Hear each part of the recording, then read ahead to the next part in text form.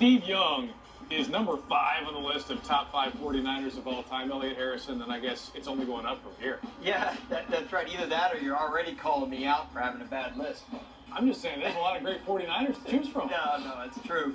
That's true, and there's no shame in being number 5 all time for this great franchise, which has been around since 1946 when they were in the All-America Football Conference.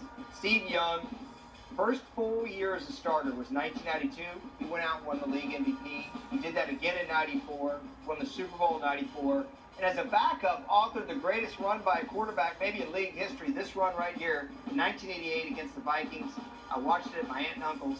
I was rooting for the Vikings, and I was very, very mad. What year was it? 1988. Regular jams? Listening to your Walkman? I was probably listening to a Walkman. Yeah. All right, number 4.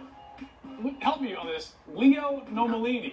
Leo Nomellini. Right? That's right. You got it right.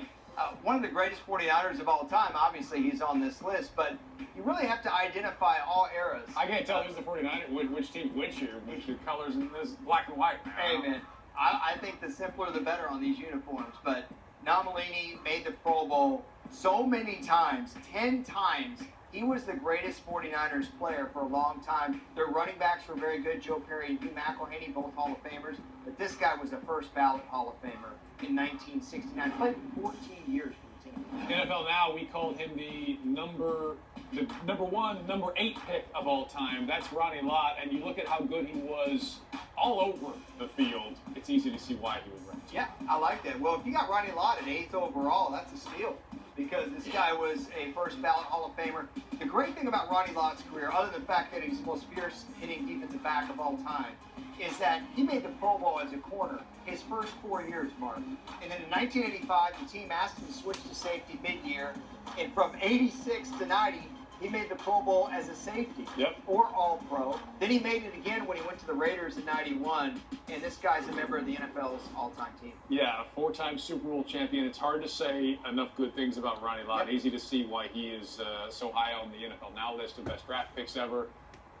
He's only number 3 here because you got a couple of guys ahead of him that if you're a 49ers fan, it's easy to guess who those 2 guys are. It's the order that maybe people will debate. Well, I went with Jerry Rice. And look, everybody knows Jerry Rice is in the argument for the greatest players of all time. So how could he be number 2? Because he's what on your all-time list of players? I'd probably put him 2. I have Jim Brown still. I guess I'm an old school guy as the number 1. So if he's higher than Montana on that list, how would he be lower on this one? Well, I'm going to get to that with Montana. Let me brag about Jerry Rice for just a moment.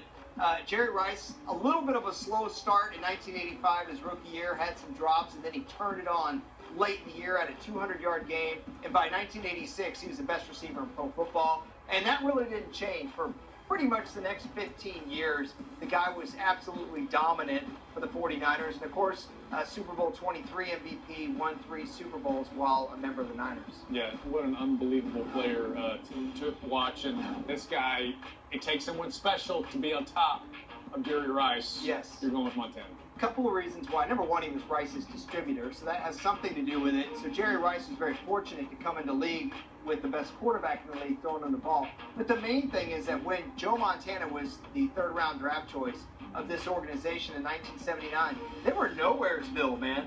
They were a terrible team. Now, Bill Walsh had a lot to do with them turning around. But Mark, by the middle of his 2nd year, he won the starting job. By his 3rd year, he was Super Bowl MVP and authoring maybe the single most defining moment in pro football history, the catch. Easily for this franchise. Oh, yeah, and arguably the league as a whole.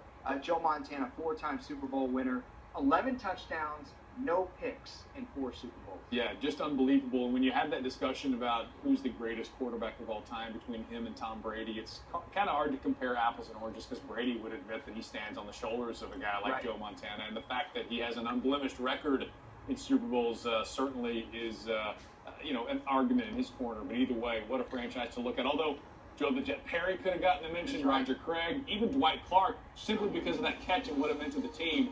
A lot of guys you could have included here, though. Elliot Harrison's top 5 Niners of all